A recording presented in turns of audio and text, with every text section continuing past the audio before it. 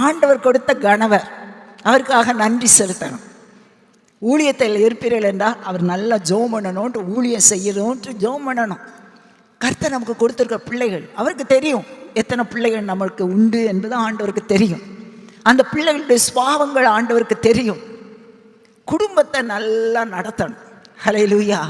எனக்கு நியமிக்கப்பட்ட துணை, எனக்கு நியமிக்கப்பட்ட குடும்பம், அந்த குடும்பத்தில் ஆண்டவர் நியமித்தபடியினால் அவர் என்ன நோக்கத்தை நம்ம குடும்பங்களின் மூலமாக செய்து முடிக்கணும்னு விரும்புகிறாரோ அதை செய்வதற்கு குடும்பத்தை நல்லா கவனிக்கணும்.